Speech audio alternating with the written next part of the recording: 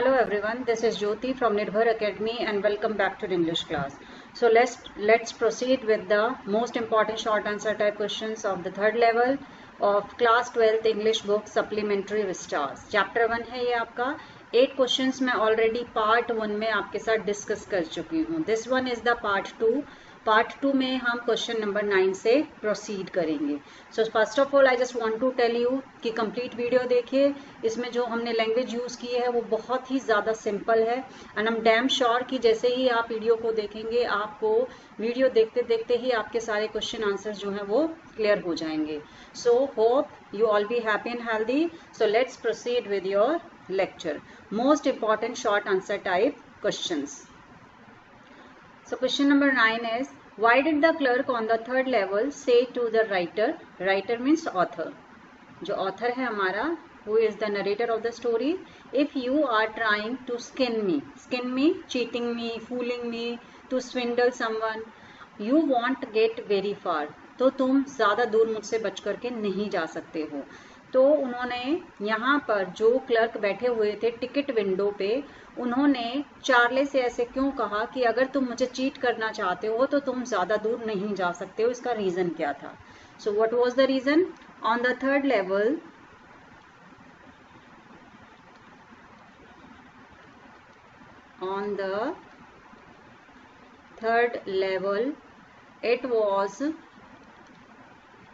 it was all as in 1894, क्योंकि हमने chapter में भी देखा कि सबका जो ड्रेसिंग सेंस था वो 1894 का था. They used money in old style bills, क्योंकि जब 19th सेंचुरी में वो पहुंचा है तो वहां पे जो करेंसी यूज होती है वो भी उसी टाइम की ही थी. बट द राइटर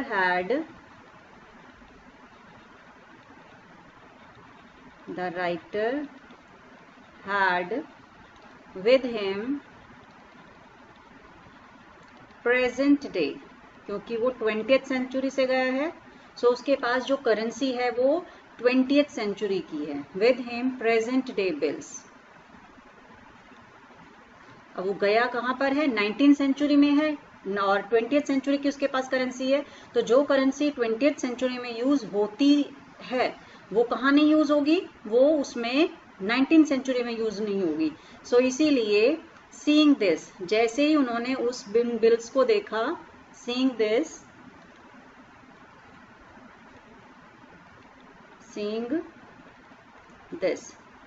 उस करेंसी को जो कि किसके पास थी? चार्ली के पास थी. सीइंग दिस द क्लर्क, तो क्लर्क ने जैसे ही वो करेंसी जो मॉडर्न टाइम की करेंसी थी वो उसके पास देखी, उसने क्या सोचा? Thought the writer was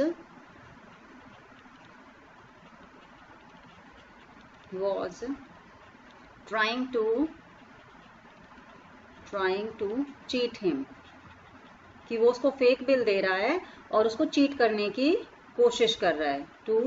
trying to cheat him by giving him fake bills, कि उसको चीट करने की कोशिश कर रहा है. दैट्स वाई, इसीलिए ही थ्रेटन्ड, उसको धमकी दी, him to have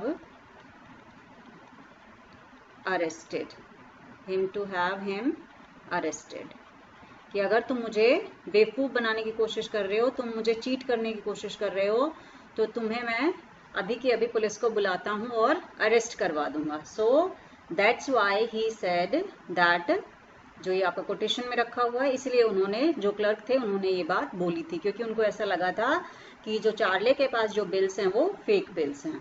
now next question is, how did the writers psychiatrist friend react when he told him about the third level at the grand central station, कि जब साइकाइट्रिस्ट फ्रेंड को Charlie ने third level के बारे में बताया तो psychiatrist friend का रिएक्शन क्या था, ये हम इस क्वेश्चन में करेंगे. The writer's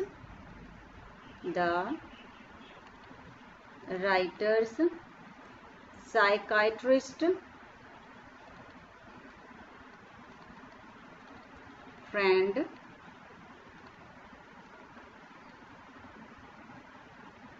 said that, क्या कहा उन्होंने, said that it was only a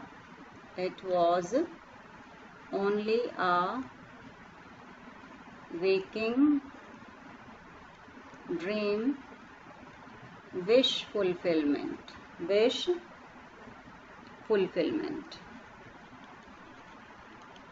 कि ये सिर्फ तुम्हारा जो तुम सपने देखते हो या इमेजिनेशन करते हो उसके पूरा होने जैसा है. He explained that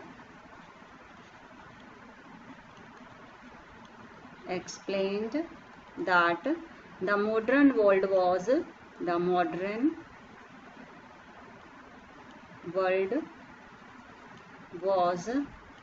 full of fear, insecurity, और यहाँ पे वो रीज़न भी बताते हैं कि वो ऐसा क्यों सोचता है. Insecurity, war, worry and stress. उन्होंने बताया कि आज का जो मॉडर्न वर्ल्ड है that is full of fear, insecurity, war, worry and stress. And the writer wanted to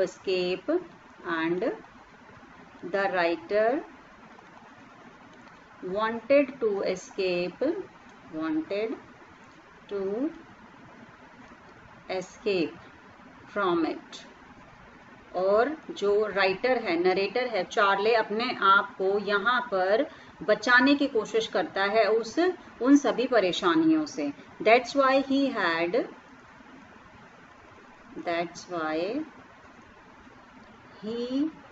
had such waking dreams. और यही कारण है कि वो इस तरह के सपने देखता है कि वो 19th सेंचुरी में पहुंच गया है जहां पर चीज़ें बहुत अच्छी थी और जहां पर रहना बहुत ही पीसफुल था. सो वो वहां पर उनको साइकाइट्रिस्ट फ्रेंड जो सैम वीनर है वहां पर उसको ये बताते हैं चार्ले को, ये सिर्फ तुम्हारी क्या है, एक वेकिंग ड्रीम, विश फुलफिलमेंट है, nothing else. Yes, next question is how had Sam reached Galesburg. बहुत इंपॉर्टेंट क्वेश्चन है, पूछा जा सकता है एग्जाम में कि जो सैम है वो गेल्सबर्ग कैसे पहुंचा, क्योंकि उससे पहले तो वो क्या कह रहा था कि ये तो चार्ली का एक सपने के जैसा है जो कंप्लीट हुआ है, लेकिन बाद में उसी का लेटर मिलता है चार्ली को और वो कहता है कि मुझे 3rd लेवल मिल गया है, मैं पहुंच गया हूँ. What did he advise Charlie to do. और वो एडवाइस क्या देता है चार्ली को क्या करने के लिए. ठीक है, so the answer will be yes. In his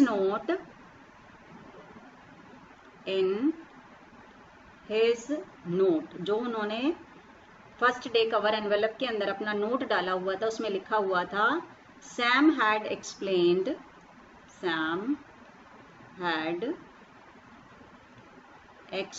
क्या एक्सप्लेन किया था उसने, how he had reached Galesburg, कि वो गेल्सबर्ग कैसे पहुंचा. रीजन क्या किया उसने पहले, first he got to wishing that Charlie was right.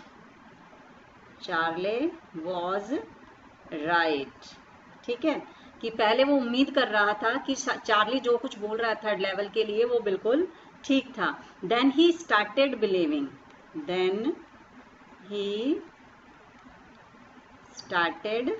Believing, और उसके बाद उसने धीरे धीरे उसके ऊपर विश्वास करना शुरू किया that really he was right, कि वो सच में बिल्कुल ठीक था. ठीक है, and his belief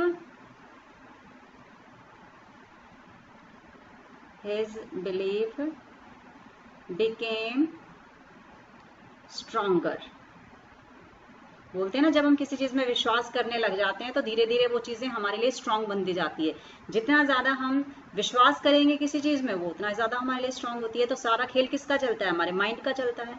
so his belief became stronger now since he had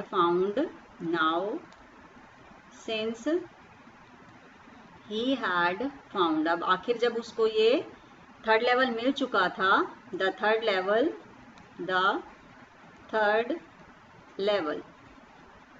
तो he regarded Charlie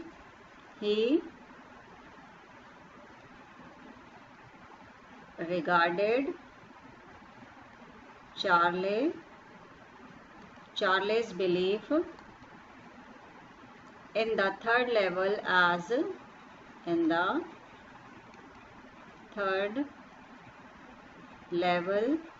as true। अब उसको आखिर वो मिल गया तो उसको लगा कि हाँ, चार्ली ने बिल्कुल ठीक कहा था।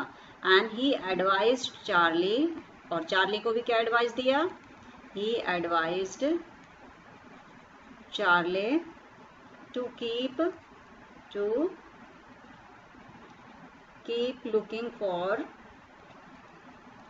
looking for third level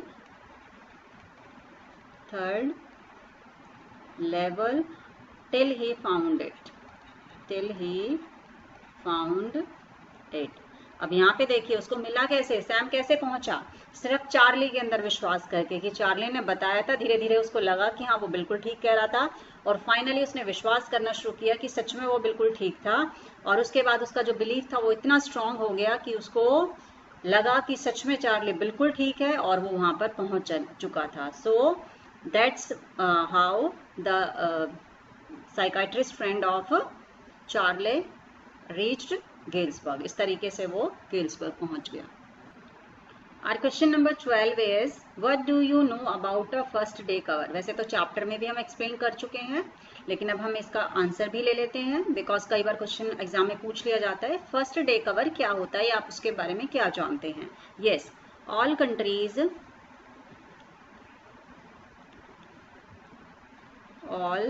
countries issue new stamps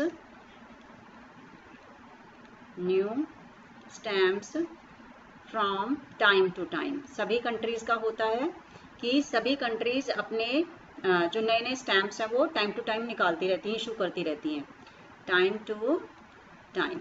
ठीक है। So when a new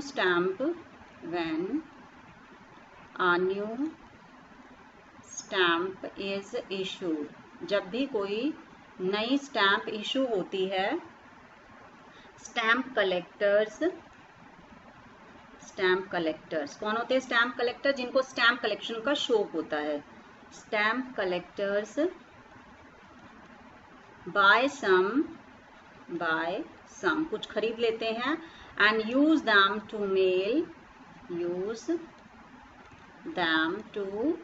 male, और क्या करते हैं वो उनको यूज करते हैं, किसको? Use them to mail envelopes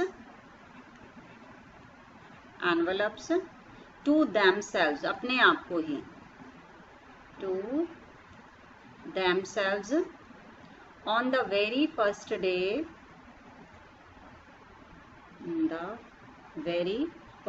उसी दिन, जिस दिन वो इशू हुआ है उसी दिन वो एनवेलप पे उसको पेस्ट करते हैं और अपने आप को क्या कर देते हैं, वो उसको मेल कर देते हैं। On the very first day of sale, जिस दिन वो इशू हुआ है उसी दिन उसको परचेज किया और एनवेलप के ऊपर पेस्ट करके अपने आप को ही मेल कर दिया। They just put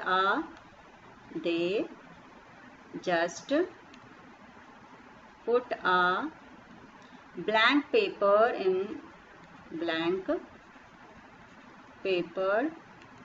in the envelope, कुछ लिखते नहीं है, एक ब्लैंक पेपर डाल देते हैं बस।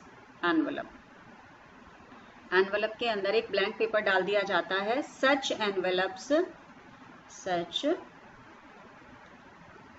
एनवेलप्स, जो इस तरह के एनवेलप्स होते हैं, आर नेवर ओपन, क्योंकि जब कुछ लिखा ही हुआ नहीं है तो उनको खोला भी नहीं जाता है। आर नेवर ओपन्ड, कभी उनको खोला नहीं जाता है। द पोस्ट मार्क प्रूव्स, जो उस पर स्टैंप लगी होती है उसी के ऊपर जो पोस्ट मार्क, जो डेट लगा होता है, वो प्रूव होता है द डेट ऑफ इशू, कि जिस दिन वो इशू हुआ है उसी दिन उसको परचेज किया गया है। The post mark proves the date of issue.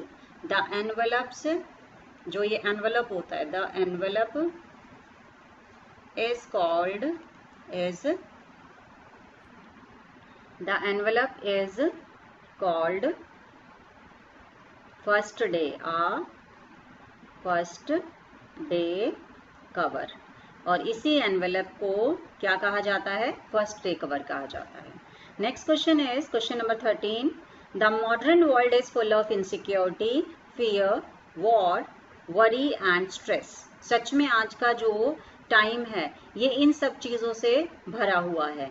What are the ways in which we attempt to overcome them? और इन सब चीजों से हम अपने आप को थोड़ा सा रिलैक्स फील करने के लिए क्या क्या चीजें करते हैं, ठीक है। So it's just a value based question, इसमें आप अपने पॉइंट ऑफ व्यू भी दे सकते हैं, मैं अपना यहाँ पे राइट कर रही हूँ, आप चाहें तो क्वेश्चंस में थोड़े बहुत चेंजेस भी किए जा सकते हैं। Yes, there are various ways, there are various ways in which people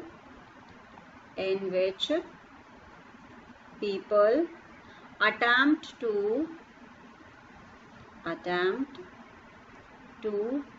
overcome insecurity,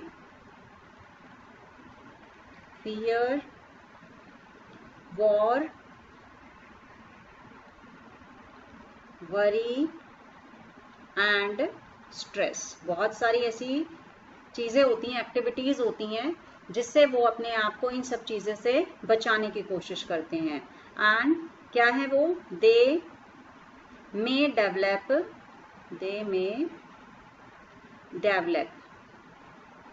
develop some hobbies like, कौन कौन सी, जैसे हमारी सबकी अलग अलग हॉबीज होती हैं, कौन कौन सी, उसमें एक स्टैम्प कलेक्टिंग भी हो सकता है, स्टैम्प कलेक्टिंग, गार्डनिंग, पेंटिंग, सबकी अपनी अपनी हॉबी होती है। कोई किसी चीज में बिजी हो जाता है, कोई किसी चीज में बिजी हो जाता है। किसी को रीडिंग करना बहुत अच्छा लगता है, रीडिंग, कुकिंग, ठीक है। सो सबके अपने अपने तरीके होते हैं एटसेट्रा, कि वो अपने आप को थोड़ा सा रिलैक्स फील करवा सकें। एंड देयर हॉबी, उनकी जो भी हॉबी होती हैं, देयर हॉबी, किसी भी पर्सन की कुछ भी हॉबी हो सकती है। Their hobby gives them a temporary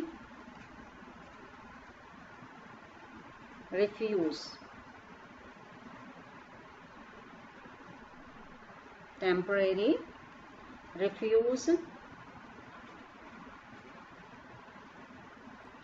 yes, their hobby gives them a temporary refuge from reality, कि अपनी उन हॉबीज की वजह से वो थोड़े टाइम के लिए अपने आप को रियलिटी से दूर ले जाते हैं। और क्या क्या कर सकते हैं, they may go for picnics and excursions, tours और ट्रेवल्स के थ्रू, पिकनिक्स के थ्रू भी हम अपने आप को रिलैक्स फील करवा सकते हैं। एक्सकर्जन्स ऑन वीकेंड्स,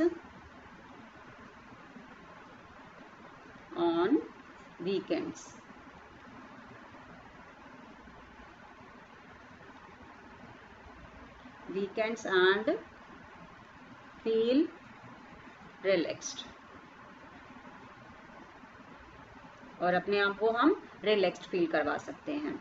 दे में जॉइन, और क्या किया जा सकता है, दे में join some clubs when they can wear they can spend their time leisurely.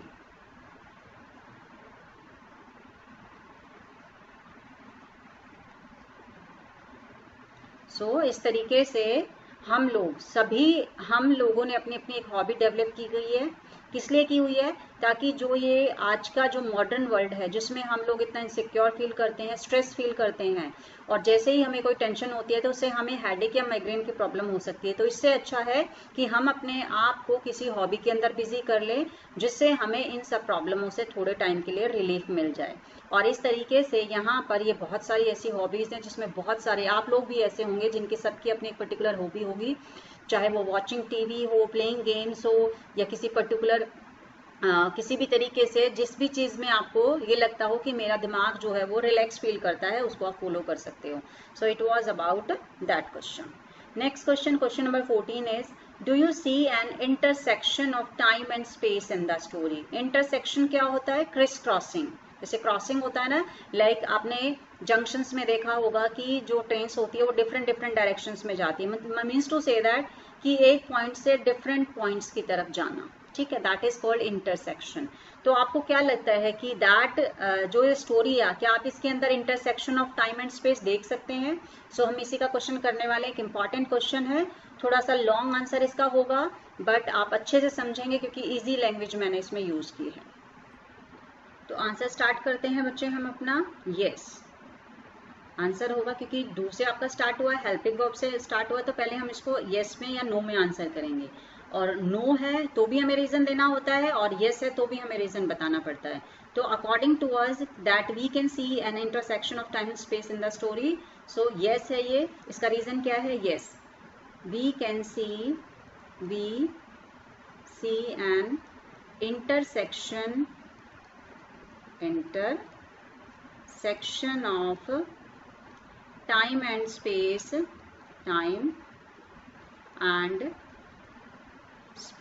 in the story। तो कैसे देखते हैं वो हम देख लेते हैं। उसका रीजन क्या है? द नरेटर, जो नरेटर है इसका, द नरेटर कौन है? चार्ली। द नरेटर चार्ली कितने इयर्स का है वो? Yes 31, aged 31। क्या करता है वो? कहाँ रहता है? लिव्स इन न्यूयॉर्क में रहता है वो। And he goes to the second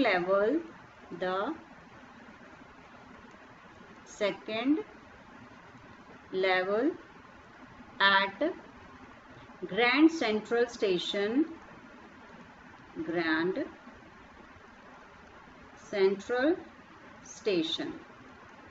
क्यों जाता है वो वहां पे? टू कैच a suburban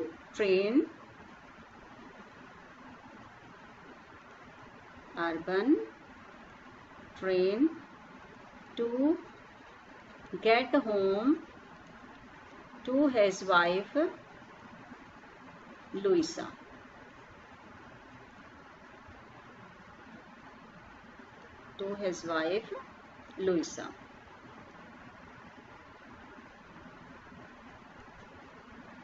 ठीक है।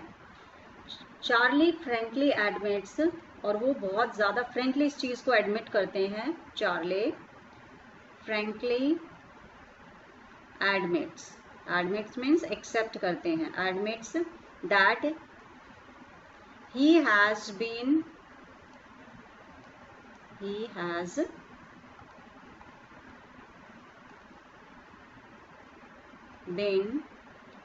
in and out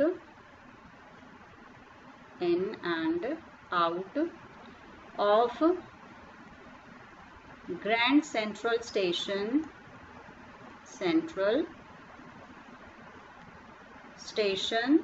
hundreds of time। कितनी बार वो यहाँ पे आ चुके हैं? but he is always, लेकिन हमेशा क्या होता है, bumping into new doorways and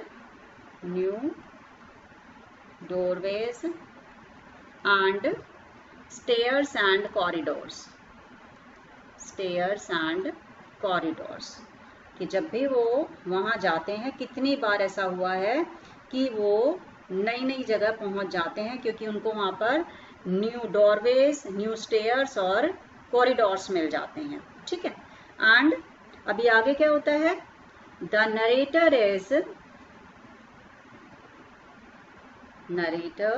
is transported, कहाँ पहुँच जाता है वो, 1890s में।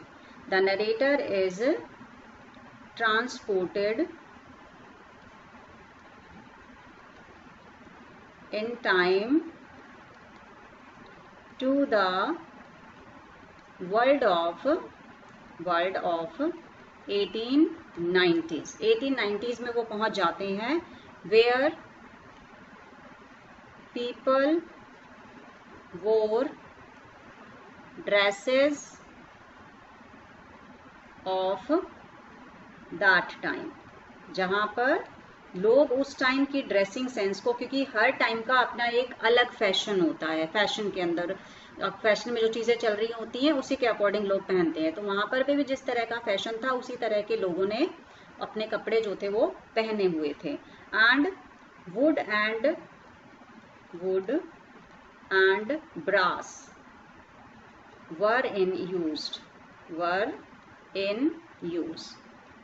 तो उस टाइम के अंदर किसको यूज किया जाता था, वुड को और ब्रास को। आपने देखा होगा कि जो वो बना हुआ था इंफॉर्मेशन जो बूथ था, it was made up of wood, और जो स्पीटन्स वहां पे रखे हुए थे they were made up of brass. तो उस टाइम के अंदर वुड और ब्रास को इनको यूज किया जाता था। एंड जो लोगों की ड्रेस थी, the dress of the people was typical of the era, उसी के अकॉर्डिंग था जिस तरह का वहाँ पे लोग उस टाइम के अंदर पहनावा पहनते थे। और किस तरह के थे उसमें, लाइक जैसे डर्बी हैट, ठीक है। और क्या थे, बेयर्ड्स, लोगों ने डिफरेंट बेयर्ड्स रखी हुई थी, साइड बॉन्स एंड फैंसी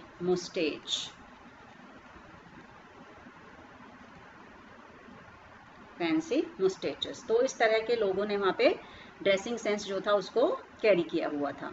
सो अब हम देख लेते हैं आगे क्या होता है। के अंदर लोगों का जो ड्रेसिंग सेंस था इट वाज ऑफ 1890s। और फिर बाद में जो एक और चीज आती है वो कौन सी आती है, जो हमें फिर दूसरा वापस उस थर्ड लेवल पे लेके जाती है। It was the note from Sam, जो कि किस में रखा हुआ था, उस फर्स्ट डे कवर के अंदर रखा हुआ था। Yes, Sam's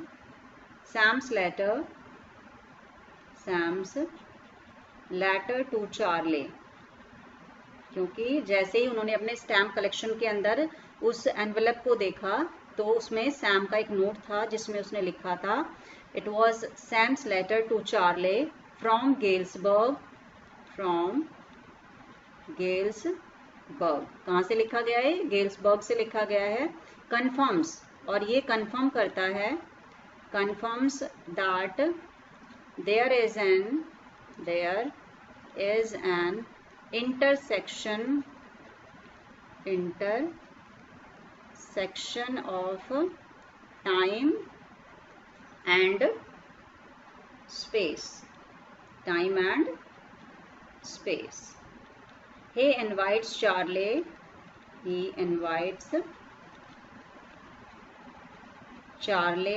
and Louisa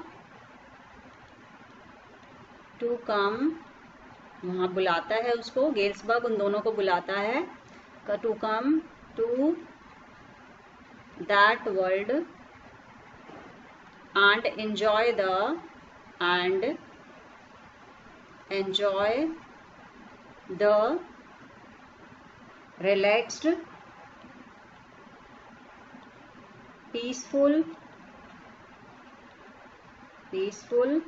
happy and cheerful life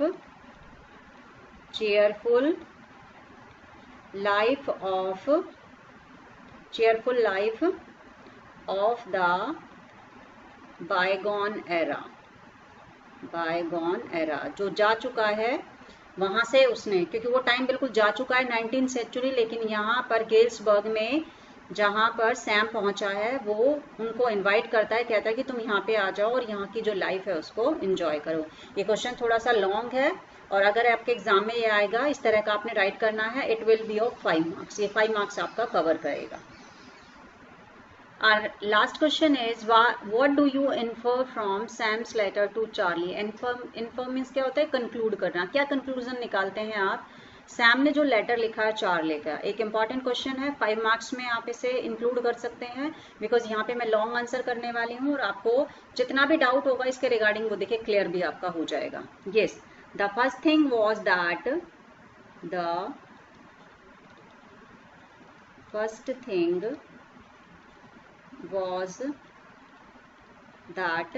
it was mailed to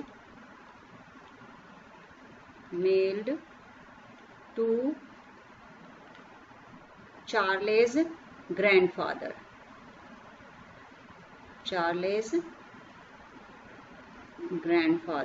क्योंकि जो इस पे एड्रेस लिखा हुआ है वो कहाँ का है? जहां पर दादाजी रहते थे। कहाँ पर? Galesburg. And it was not mailed to Charlie, so not to Charlie, क्योंकि अंदर जब लिखा है नोट वो चार्ली के लिए है, लेकिन जो उस पे एड्रेस है वो कहाँ का है? गेल्सबर्ग का है, जबकि चार्ली कहाँ पे रहता है? न्यूयॉर्क में। Yes, the envelope bore the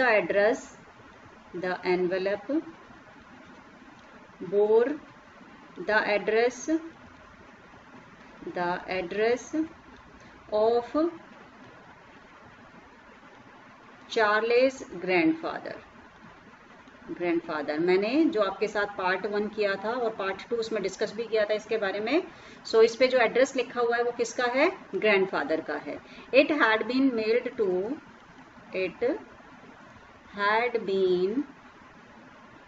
meld to him at his home in Galesburg, जो गेल्सबर्ग में उनका घर था ग्रैंड डैड का, वहां पर उसको भेजा गया था। The mail never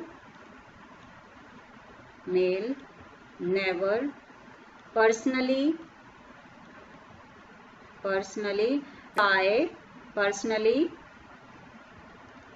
received by Charlie.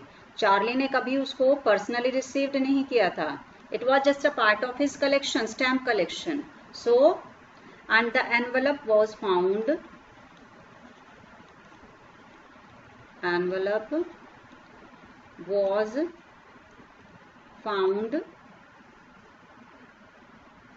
not at the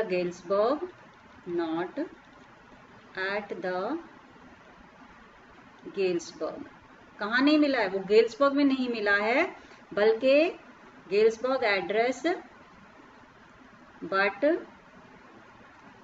eight the New York apartment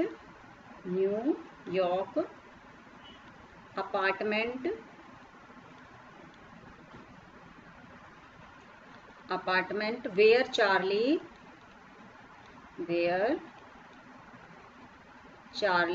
was now living, जहां पर अभी चार्ली रह रहा था। ये एनवेलप वहां पर उसके स्टैम्प कलेक्शन में मिला था। हिज ग्रैंडफादर्स कलेक्शन, हिज कौन है? चार्ली। हिज ग्रैंडफादर्स कलेक्शन, जो ग्रैंडफादर का कलेक्शन था स्टैम्प कलेक्शन का, जिसमें फर्स्ट डे कवर थे बहुत सारे, had now passed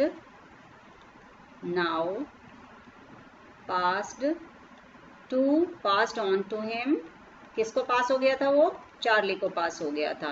and it was a collection of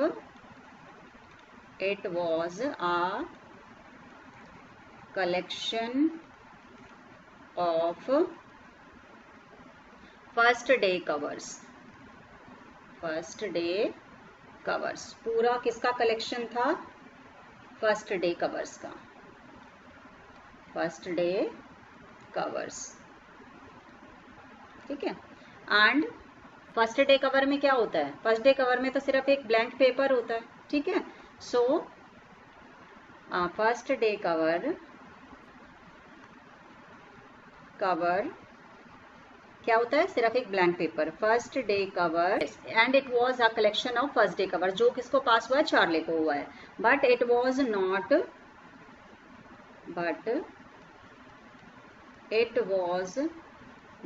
a first day cover.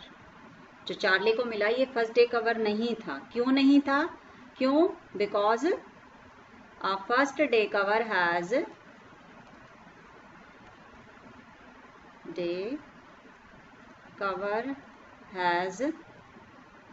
in it a blank paper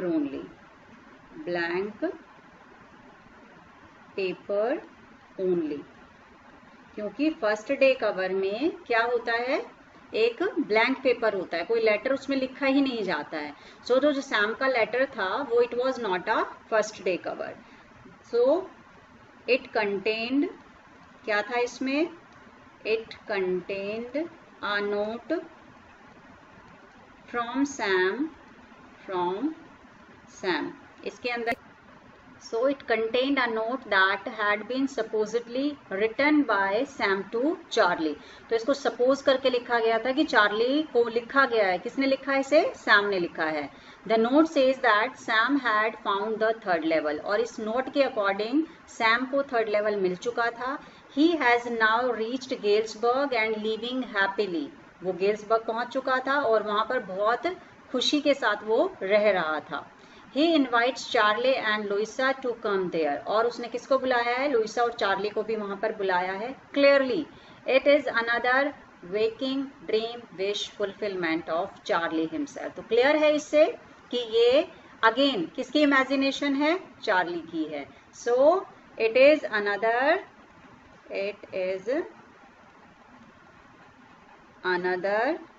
of his escapist